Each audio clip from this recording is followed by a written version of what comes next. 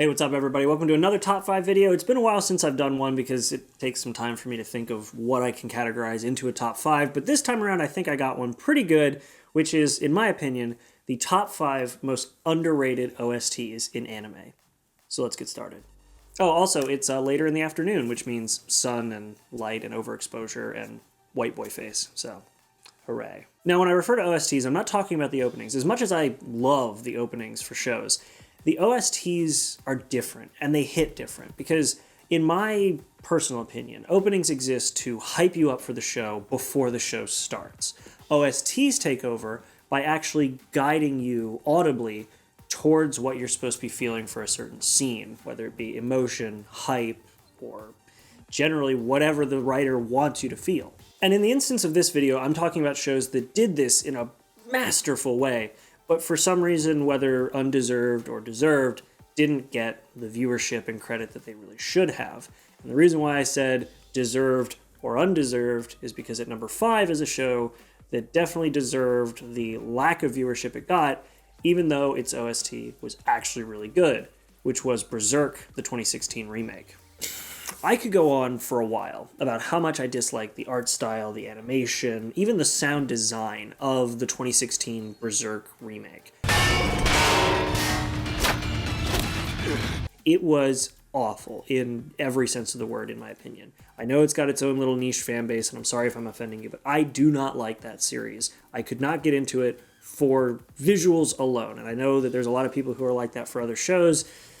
This is one of those shows that's like that for me. But the OST, for what I managed to sit through and watch, was amazing. And I don't know whether they got a bigger budget, or they got a producer who knew what they were doing, or what the case was, or whether they just got a team that was passionate about the series and would not settle for anything other than perfection. I don't know what the case was. But the actual music, the background track of this series was incredible. Like, just give this a listen. I'm not going to play it long because obviously copyright, but yeah.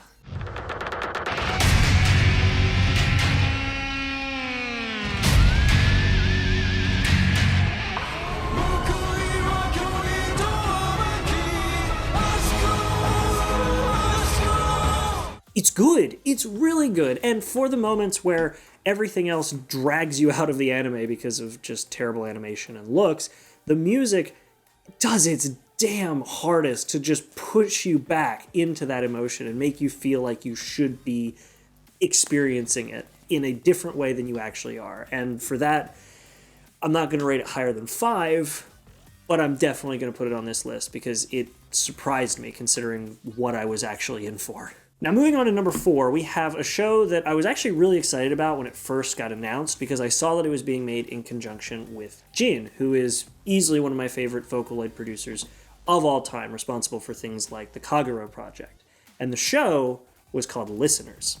Now, this is another show where I actually dropped it. I don't drop many anime, but I dropped this one because, in my opinion, and I did an entire video, so if you want to get more details over there. But in my opinion, this show essentially just took the idea of music and made it into a world, but that was all the further the thought process went. I'm not going to go into an in-depth review of this series, but I didn't like the series and the way that it approached music and the worlds based on those things. But the worlds or locations based on music was the reason why the OST in this was so good. Well, that and the fact that I'm pretty sure Jin was involved with the music creation of this, but either way, it was a good OST. See, in the world that this anime is based on, every location has a style that ties directly into its musical counterpart. So you've got the high school, which is tied directly into grunge metal in the likes of Smashing Pumpkins and Nirvana, which, anyway. Then you had the London-esque area, which more tied into the British rock and metal from the 60s through around the 80s. And as our characters explored these worlds, music themed to these locations played in the background. And it was good. My favorite example was the grunge high school because it literally sounded like a jam session in a studio with the likes of Nirvana or Smashing Pumpkins or any of those grunge metal stylings that I personally love. Or the Purple City, I forget what they called it, that had like the Prince knockoff. The background music for that fit so well. So while the show itself, in my opinion, fell rather short, the actual music that played in the background while you were watching it fit perfectly. And speaking of music fitting into the world that it's a part of, at number 3, we have SteinsGate 0. Yes, I know I've talked about this series many times in the past. You can check out one of the videos right over there, but I'm going to beat this drum until the day I die. This series has amazing music. Yeah, the story kind of fell short, and yeah, it didn't quite get the same cult following that its earlier counterpart SteinsGate with no zero got, but I still think that this is an incredible musical accomplishment for the series, because the visual novels fit very well, but you had to kind of make sure the music could loop and fit when the player walks away. In the instance of the show, they don't have to do that because they can fit the entire emotional segment that could have taken a player 5 to 30 minutes to complete, figure out exactly how long it's going to take, and make a song that fits it perfectly. And I mean, they did that. Listen.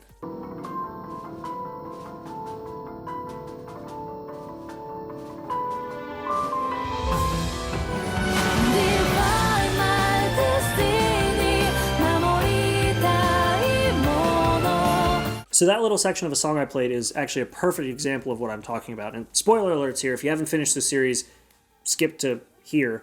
But for those of you who haven't, this is why that song in particular is actually really impressive.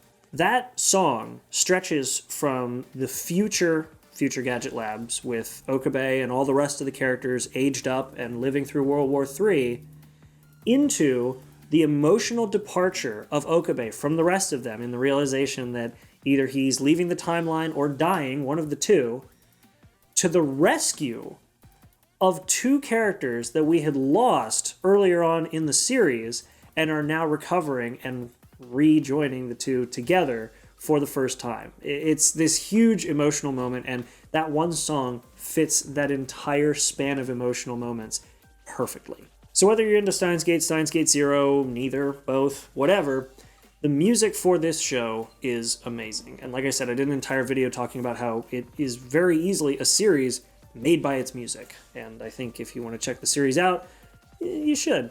And if you want to check out my video, you also should. Now, number 2 is a little more personal for me because I feel like the show did get a decent amount of popularity. There was no real question that it was a decent show. And I feel like, me personally, I didn't really appreciate the OST until I actually sat down and just listened to it. And that show is Made in Abyss. The show itself is a really good show, and I do think that it got the popularity it deserved, but I put this one at number 2 because I tend to be the kind of person that really focuses in on the music for a show, as well as sound design and voice acting and animation. I like the technical side of shows, is what I'm getting at. But the way this show was paced and the way it was animated and acted, the music did what the music should do for anybody casually watching anime, which is that it should blend into the background. And very rarely does a show do that for me, but it did. And actually sitting down and listening to the OST for this series, it is incredible, and I love it.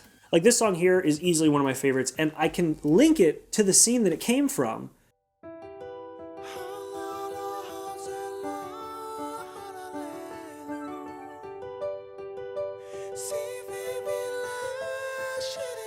But when I actually was watching the scene in my initial watch through of the series, I would have never even thought of that song. So yeah, pretty good. And honestly, I really don't have much else to say about it because the show itself, I think, got the popularity it deserved.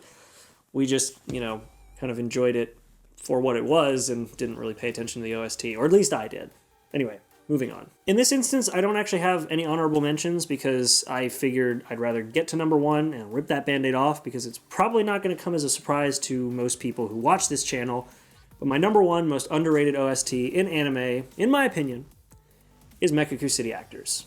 Yeah, remember I said I was going to beat the drum of SteinsGate 0 until the day I die? This is another one where I'm going to beat the drum until there is no drum left because I love this series. I even mentioned it earlier with the creation of Listeners and Jin. Yeah, he was the one involved with the music for this series because the actual series is based on the music he created. That's a big reason why I like this show. The Kagura Project is easily my favorite Vocaloid series of all time. It's what got me into Vocaloid, has kept me into Vocaloid, and is still something I listen to on a regular basis. I'd love to own the entire box set of Blu-rays with the songs and the actual episodes, but $500, oh my god. But the anime itself was interesting, to say the least. I feel like they definitely needed more than what they got. The budget clearly was shoestring in some instances, but they fixed it later, so it's okay. And I feel like one of the challenges that they had to face when making this series was getting the songs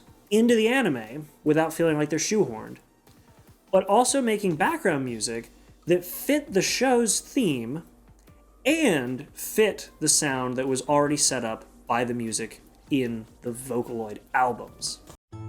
思い出していたのはまた家族のこと綾乃はお姉ちゃんだからみんなのことよろしくね And they nailed it.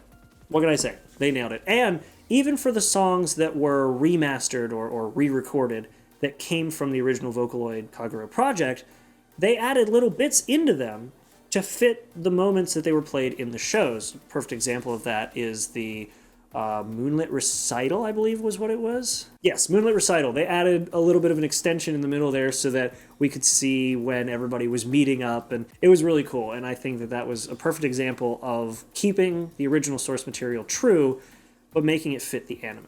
And it was another one of those shows, just like Made in Abyss, where the music, for me, sort of fell into the background when it had to, but came full circle and became a very noticeable presence when the emotion and the scene called for it. And like I said, I will beat this drum until the day I die, but I love that series, and I feel like the actual OST, along with the rest of the anime, is easily the most underrated OST of the anime on this list.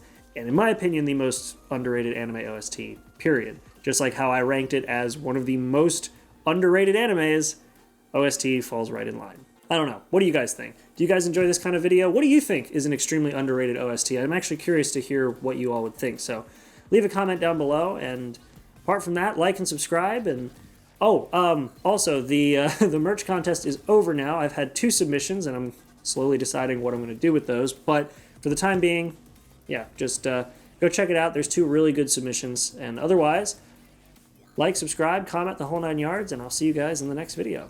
Make sure to be there and have a good one.